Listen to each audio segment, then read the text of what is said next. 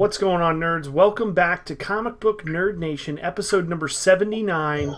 I'm Fox2. We got Topher Hi. and the whole effing Brian. It's Let's Mow My Lawn Day. Right. Yay! You're having some trouble with some neighbors mowing lawns, huh, Topher? Yeah, they're kind of loud and they apparently want to do it. They have like this radar sense that knows exactly when I need like surrounding ambience here to be quiet. And then they're like, make as much noise as possible. Yay. Yeah, my neighbor's dog seems to do that quite frequently. It won't bark all day, and then no matter what time it is when we sit down to record, she'll be outside, like just on the other side of my office, outside the wall. She like goes to the corner of the yard and just starts barking like mad. So if you can hear dogs barking, I apologize because it's my neighbors and my dog reacting to that. So it is what it is. Let's talk about what we've been reading. I haven't read anything. I've been busy, but mainly I was talking to Brian about this. The comics that are out right now, I'm not interested in them. I'm not. DC's stuff right now, they have completely lost me as a reader right now. Like, I can't bring myself to really want to read any of the Convergence stuff. I know that it wrapped up, didn't it already, Brian?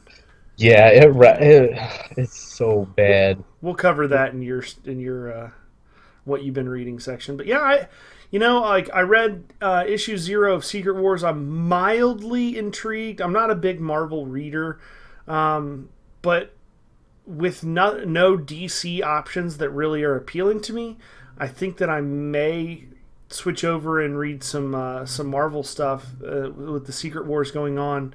Like I said last week, the only things that really are interesting me right now is the Rise of the Third Army that I'm about halfway through or so, and then I'm still looking to pick up a copy of Batman Earth 1 Volume 2 by Jeff Johns. But gosh, other than that, I just can't bring myself to get very interested in anything right now. What about you, Topher? What have you been reading? Anything? I've been reading a bunch of stuff. Let's see here. This week I read Death of Wolverine finally, which was really good actually. I really liked it. The artwork was fucking phenomenal. It was really good. The story was pretty quality.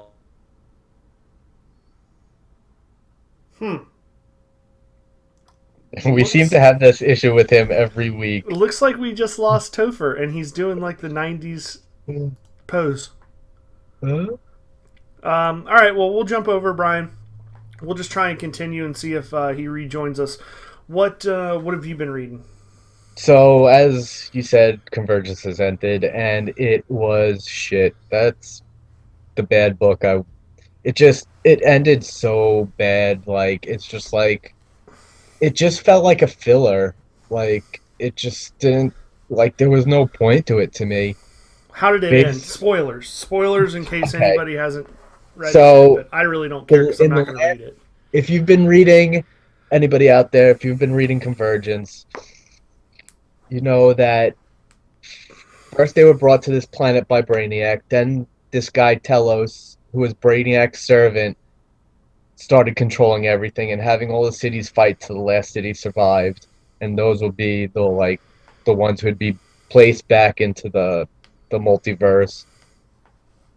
And then everybody started fighting each other. Like, some people sided with the magic wizard guy Deimos or whatever, and the good guys sided to fight him because they wanted everybody to survive. So at the last book, they killed Hal Jordan, this is the Hal Jordan that was infused with Parallax, killed Deimos and all the Time Hoppers people, all the all the characters that were time travelers. He stole all their powers, and that was released when he died. So it's so bad because they needed to control that energy, so they brought back Brainiac, and Brainiac now all of a sudden had a conscious and was like, I need to do this I need to gain this energy so everybody survives. I want to be back to normal. And he starts to tell you that he has cancer from the multiverse. So that's why he looks like that big giant monster thing, because he has cancer from the multiverse. Are you So fucking kidding me? yeah, he has multiverse. Because of multiverse cancer, He looks like that giant he behemoth. basically does a do-over with time travel. Yeah, he sends back some characters to the first crisis, which is, I think, the crisis on Infinite Earth, Yeah. to set everything back so people could go back to their time like nothing happened. So Flash and Supergirl go back because they sacrificed themselves in that crisis. So they got to save themselves or something like that. And then Hal Parallax gets a conscious too and gets sent back with them because he wants to help and redeem himself. And then Superman, if you read the Superman offshoot, Superman with the pregnant Lois goes back, and he takes Lois and his baby back to help them. So everything can go back, everybody survives, and everything's good. So basically now, because of this ending, everybody's Thomas Wayne. Except for Thomas Wayne, who Dick Grayson has like that bat suit on he created. So you think he's the new Earth 2 Batman? So like that happens. Pretty much nothing of consequence happened. No, what happens? Well, the consequence is now writers of DC can pick from any story that DC has ever written, because they're all relevant again. They're all out there, all those multiverses, and write about them. That's why we're getting, if you've read the list of what's coming out in Divergence, that's why we have all the weird shit, besides the New 52 books.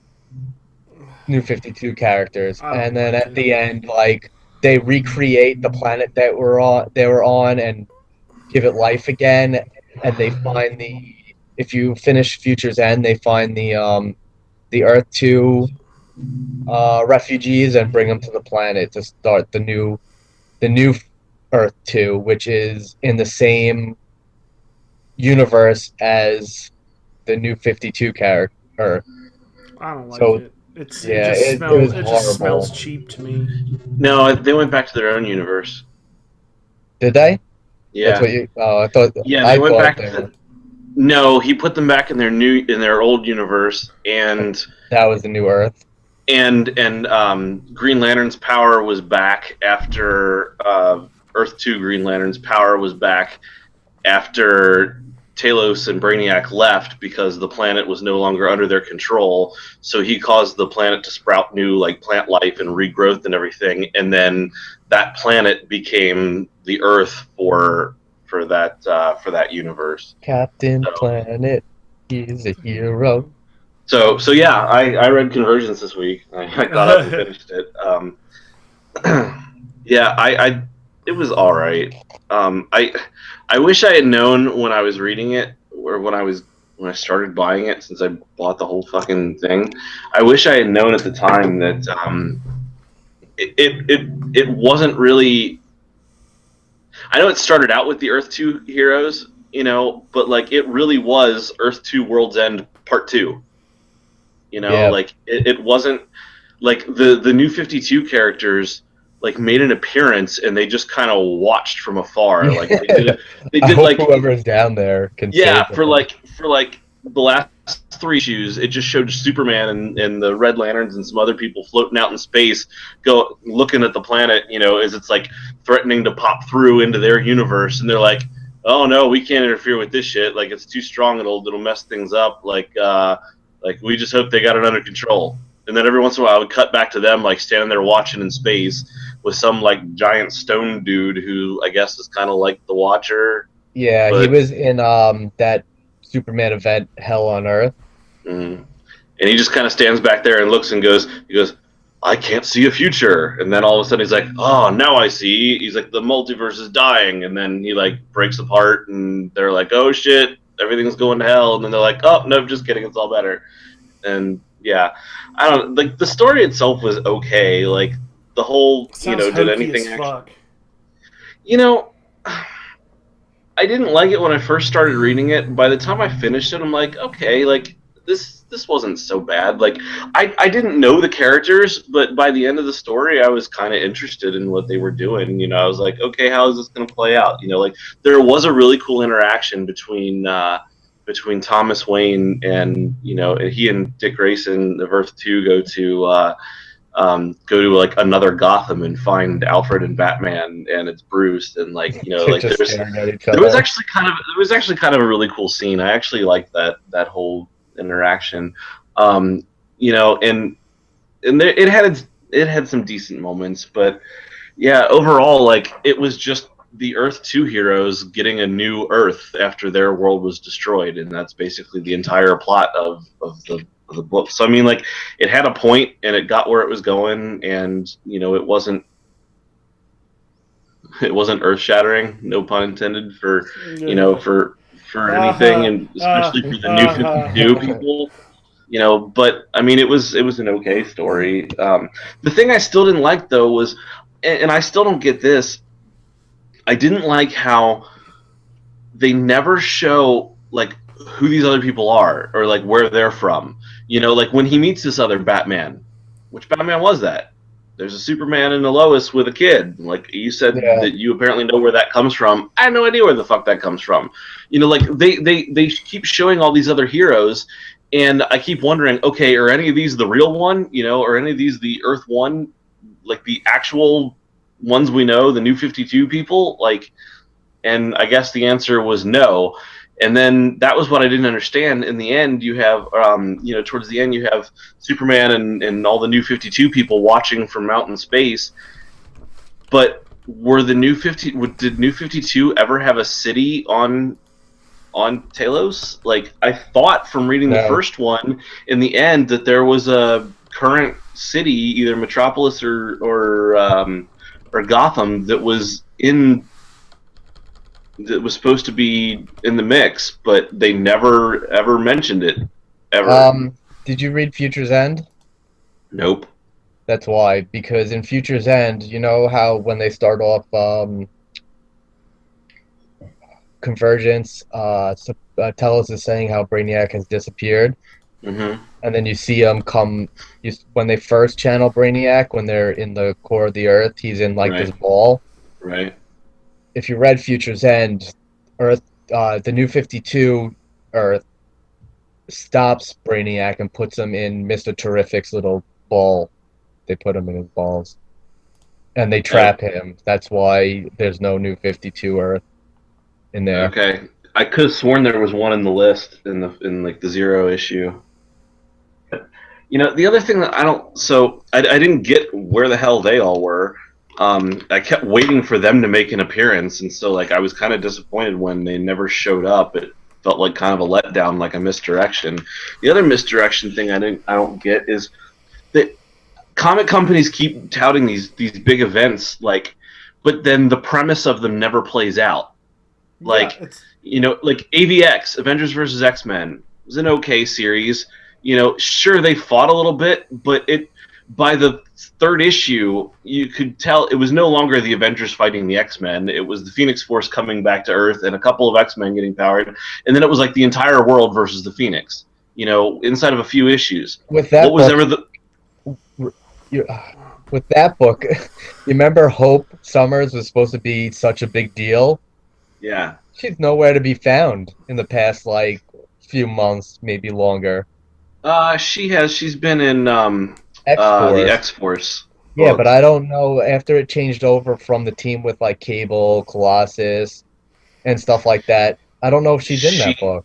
She continued on in the X-Force title when they consolidated them, the book with Marrow, when she came back. She's in that one. Oh, all right. She's been in that one ever since. So yeah, she's been around she's been with Cable basically the whole time.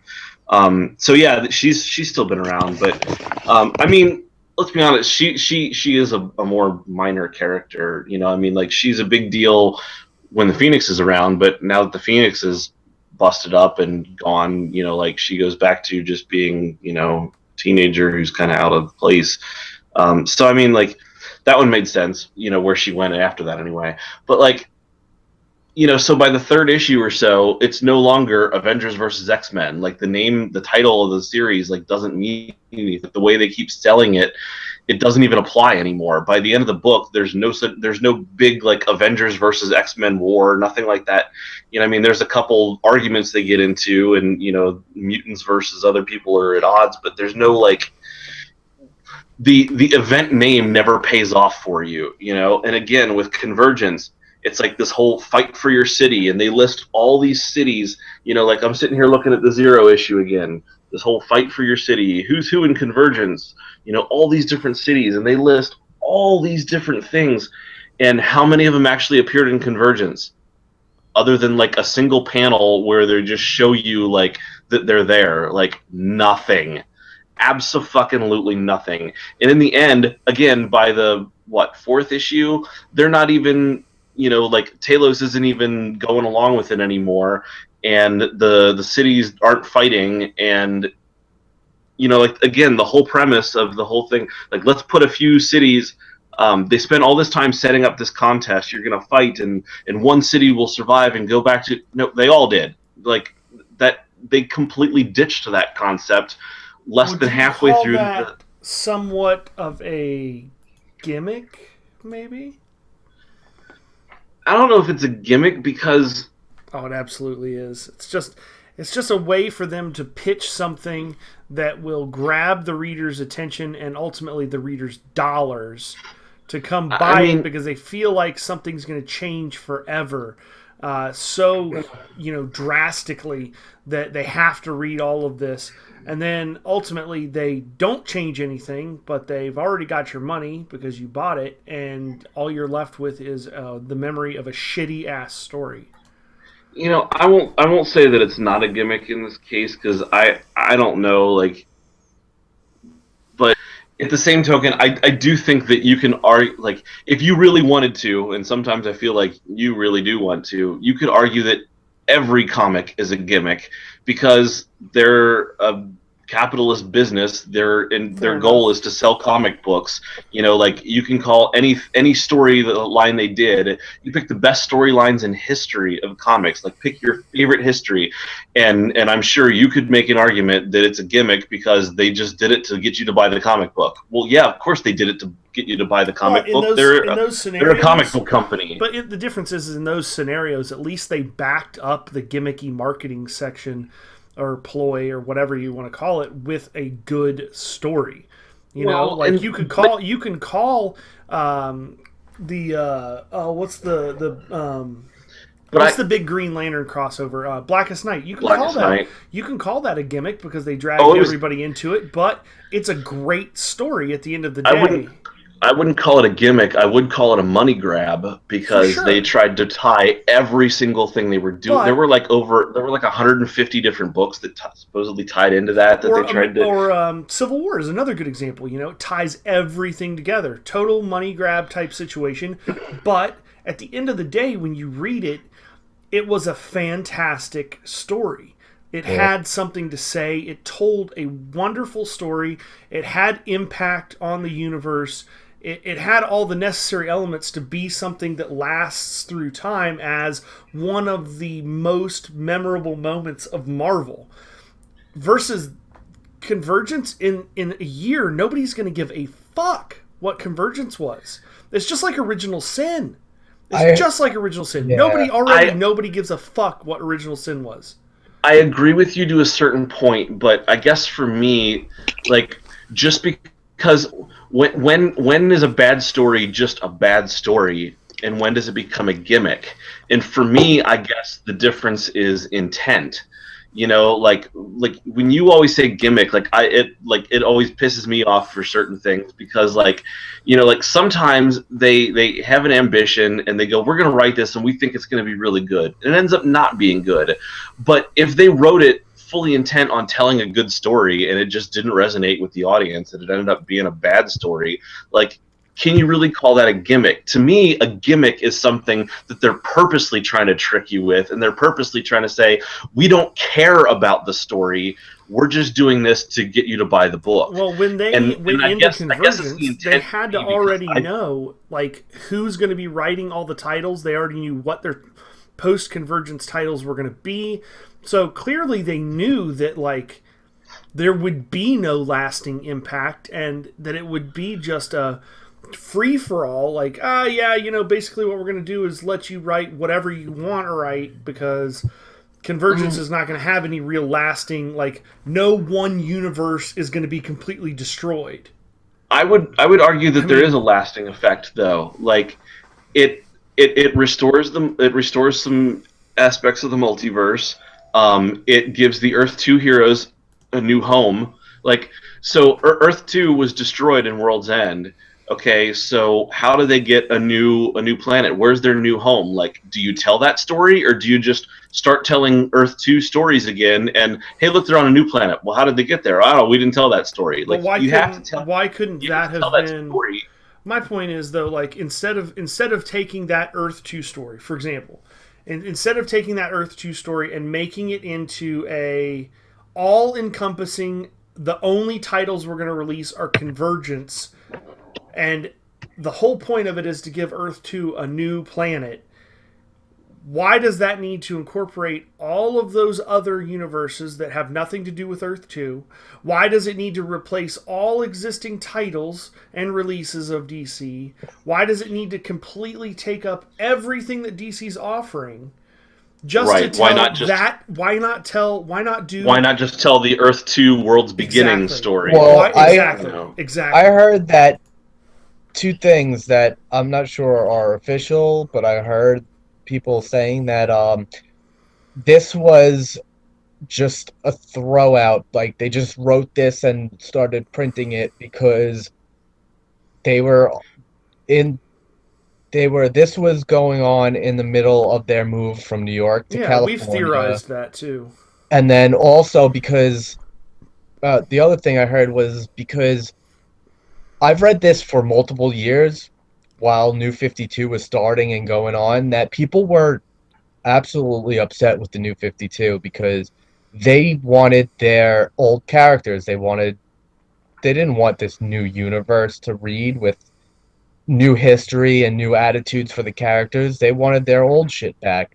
So this is their way of being like, okay, we're going to keep the New 52 and a lot of their titles, because all their main titles don't stop and a lot of other titles don't stop, but incorporate still people can write, like authors could write about the old stuff, and that's what this was, to bring it all back. That's why Multiverse started coming out. Yeah. And that's why they rebooted the multiverse during the New 52. So authors can do this if they want to. So I understand why, like, crossovers, will have other tie-in books, and sometimes it enriches the experience to read all of those. So but for the most part, most of the time when you have like a contained event like this, like Convergence, you're supposed to be able to read the main book and not need to know other things to be able to follow what the fuck is going on. Right. All right, Brainiac disappears. He shows up again trapped in a bubble. I had no idea what the fuck happened. You didn't necessarily need to know, but like, here's this all-powerful dude who set this all up, and he comes back and he's trapped. Suddenly there's Deimos. I don't even know who that dude is. Like, if he's I don't know if he's been around before and done other shit. Like, I get that a villain, they don't necessarily have to explain the entire villain's history. Like, I got that he was a villain. It was cool. Like, I got that. But, like, again, the focus shifted. Suddenly, like, it starts out as Brainiac. Then it's on Telos. Then Brainiac comes back, but, like, he's Deimos' bitch now, and it's like, what, like, the focus kept shifting the entire time, which didn't make sense. And here it is right here. Convergence, 0 issue. All the cities participating, Gotham City post-Flashpoint universe, as seen in the New 52 Batman issue #1. So imagine my surprise when I'm reading it and the planet pops through and you've got Superman floating out in space going, what's going on here? There's nothing wrong with our universe. What does he say? What the fuck do you mean? I hope the heroes that are down there can stop this or something like that. Yeah, something instead like of that. Just flying down there. But that was what got me. Like, I waited that entire series, 8 fucking issues, to figure out when this was going to come into play. You've got the current New 52 universe as a city in this thing, and I'm like, so every time they nothing about every time they showed a Batman, I'm like, oh, is that our Batman? I don't know. They never said. They never once said. And then in issue 6, you see Superman floating out in space, and they're like, oh shit, what's going on here? It's like, wait, you guys, I thought you guys were down there. I mean, not Superman, but like was that city ever actually there? I don't know. Like, and I don't like that it wasn't clear and they didn't cover that. Yeah, I think that there was. It just felt lacking in some areas. I mean, the premise of the story had good concepts. It had interesting marketing pitches. It definitely grabbed your attention at the get-go, off the jump, but I think they just lacked in follow-through in a lot of ways. But let's talk some news. There's not a lot of news, but there's a couple decent things here that I think we should talk about. First off, Teenage Mutant Ninja Turtles 2. Okay. They are continuing casting for that, and they have cast the WWE wrestler Sheamus as Rocksteady. The movie shit I hated the first one. I still have not seen the first one. If you see the picture of the guy who's playing Bebop, like, that mohawk looks so atrocious on him. The fake mohawk, it just looks like poop. I really want to go back and watch the first one just for the sake of being able to see it and see how bad it is. Like, I'm not expecting it to be good, so it might be mildly entertaining from that aspect, that I know that it's not going to be good. But there's nothing about this Teenage Mutant Ninja Turtle. The one thing that looks kind of interesting to me is Stephen Amell playing Casey Jones. I do think that his mask and his outfit looks pretty sweet. I think he's a good actor. So what are you telling me? That Oliver Queen in the final episode of season 3 retired from being the Arrow, drove to New York City, and became a masked vigilante called Casey Jones? I mean, I don't know. Like, I'm not going to go see it. Like, there's no way. Like, there is absolutely no way that I'm going to go to the movie theater and watch Teenage Mutant Ninja Turtles 2. It's just not happening. Like, it's not doing it. I think everybody's pretty much in agreement with that. I want a Captain Planet movie with Don Cheadle as Captain Planet. I'm really surprised. I'm really surprised that they're even making a second Teenage Mutant Ninja Turtles movie, to be honest. But tree, who knows? Tree. Chris Pine, that starred in the Star Trek movies, is in talks to play Steve Trevor, Wonder Woman's Steve Trevor, in the cinematic universe. I thought they were looking at him to be Green Lantern, so I guess not. No, it's the Steve Trevor character. Steve Trevor's meh. I mean, I think he's a good actor. I think if that's what he wants. I mean, I would have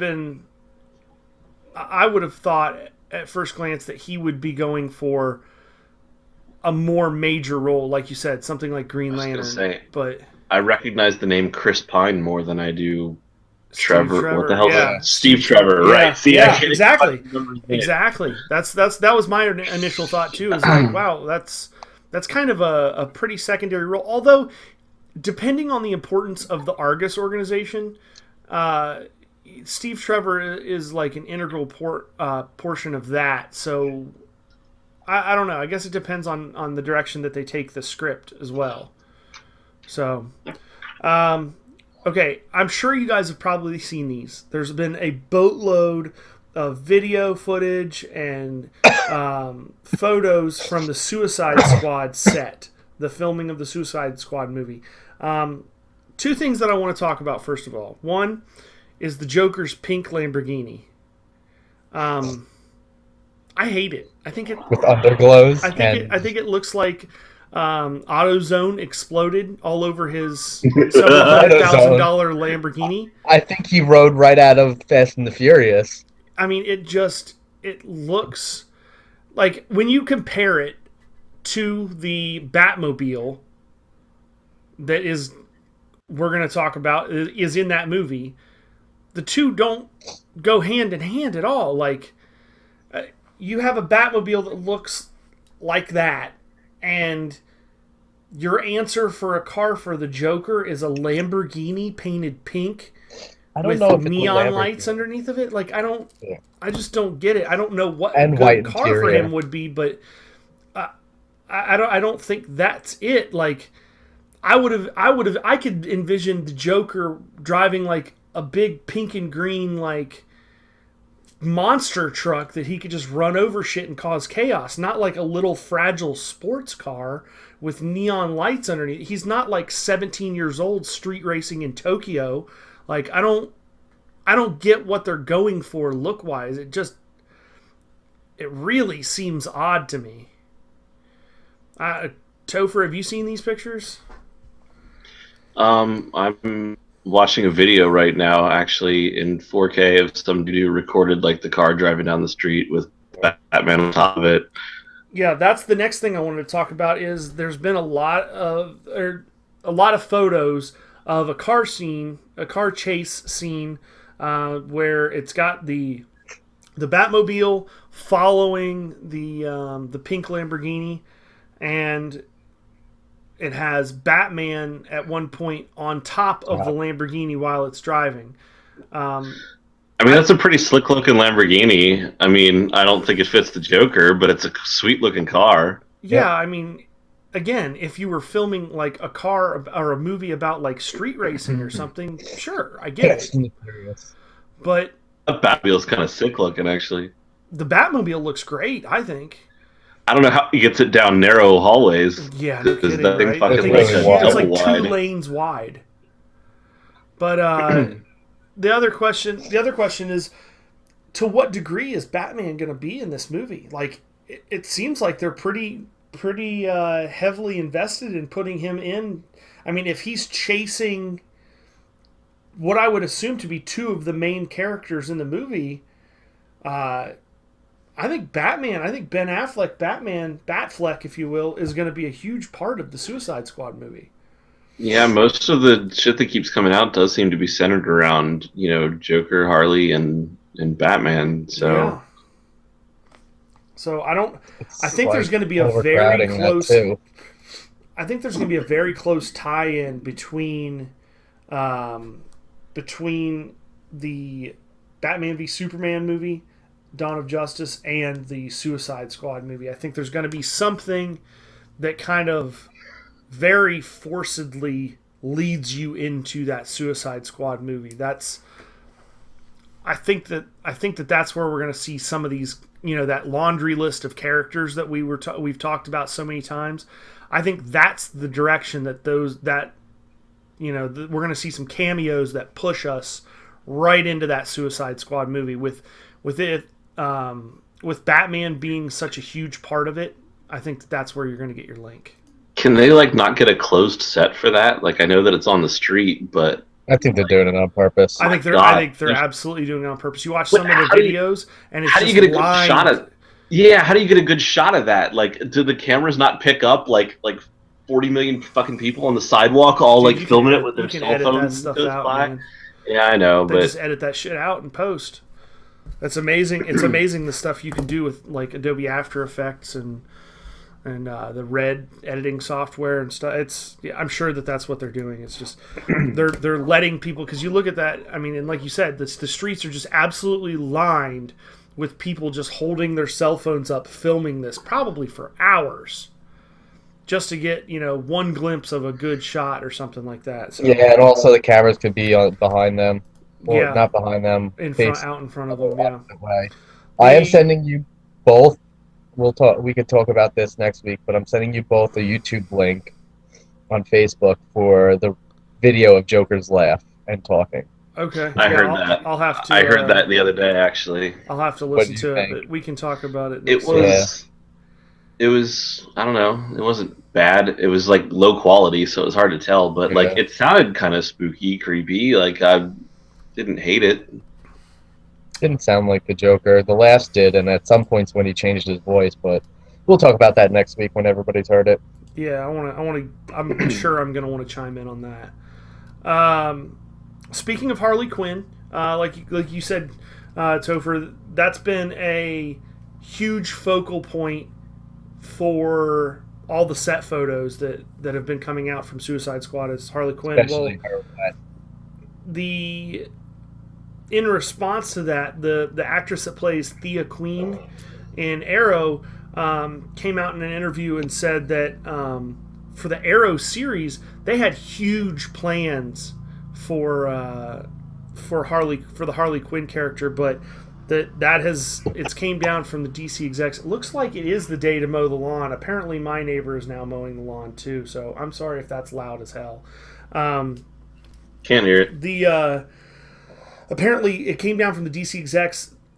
Harley Quinn is not a thing in Arrow anymore. It's just flat out not going to happen. And apparently that was going to be like a major character in the Arrow series. She was in there, her voice anyway. Like there's They the had one scene shot where of her when they from first behind, they mentioned yeah. the Suicide Squad when they're putting other Deadshot, who I guess they can't use now anymore either. And like they're returning Deadshot to his cell, or they're getting him, and they're walking through there, and You see her ponytails and hear her laugh.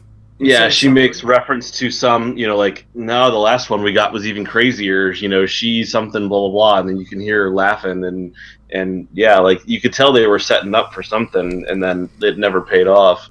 Well, they had said they were going to use her, and then before, like during that episode or after that episode, and then suddenly the Suicide Squad movie was coming back, was being made and announced, and they just then the shit switched it all canned it. around. Yep. Because Marvel, fuck me, because DC only has a dozen characters, and Well, they yeah, can't of use, course.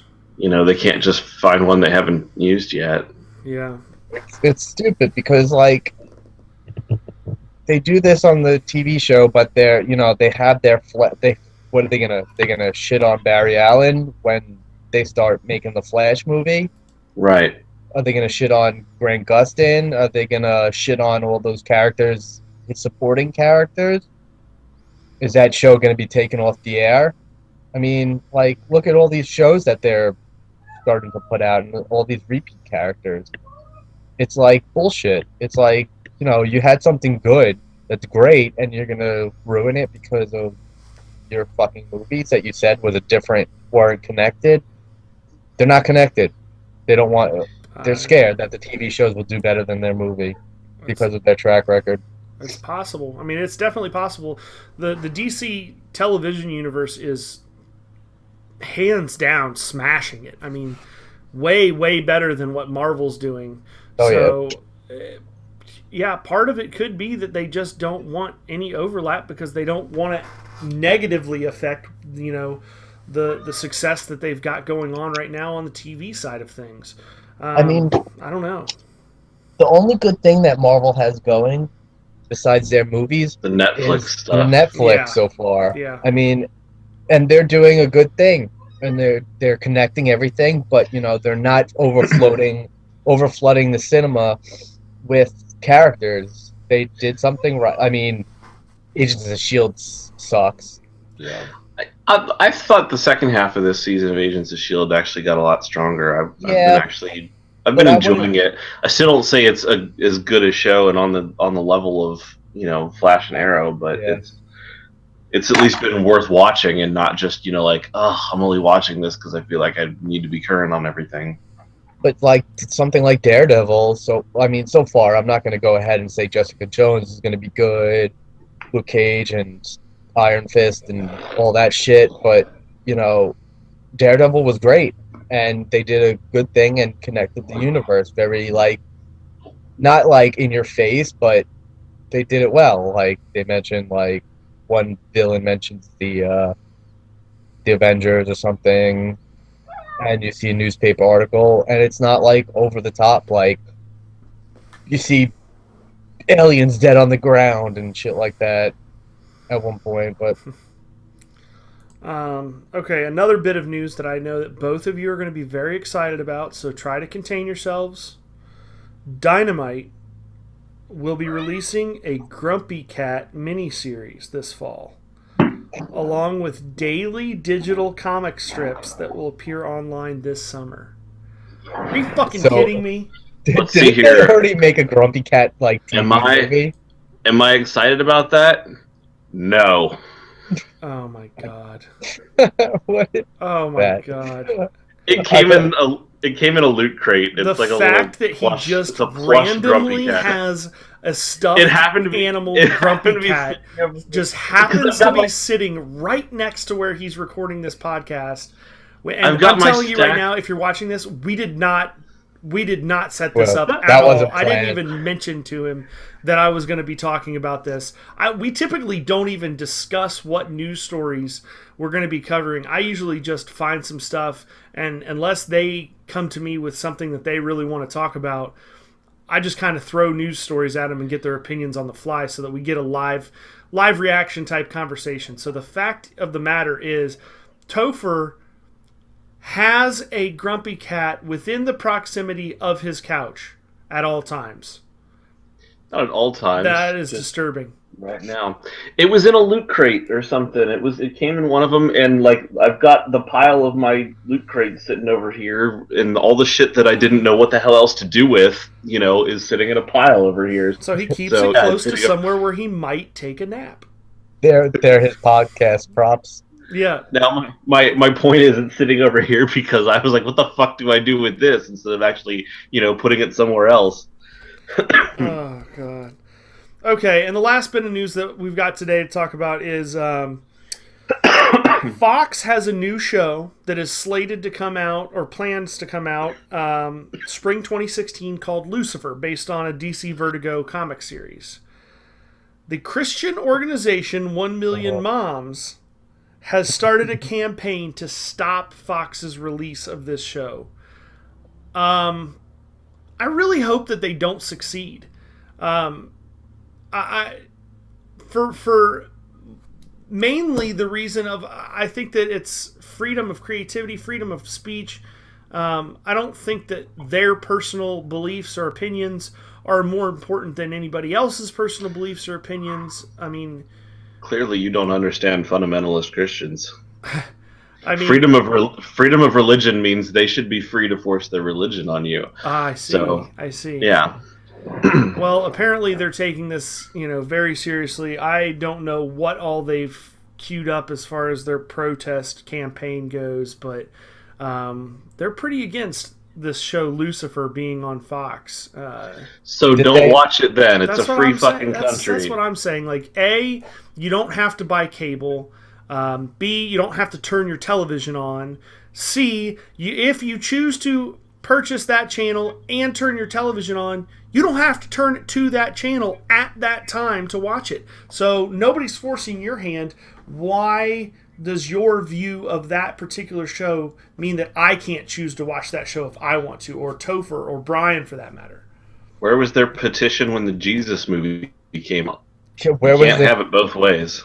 Where was the petition when Constantine came out? Maybe that's why Right. Constantine's gone. I don't know. Oh, I before still we hope end that this, gets picked up by somebody because I I do like too. that. I really enjoyed that show. I like that one.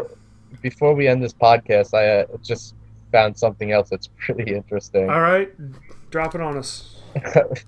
Reportedly, Arrow Stephen Amell rumored to have a match at WWE SummerSlam. Oh my God! Come on!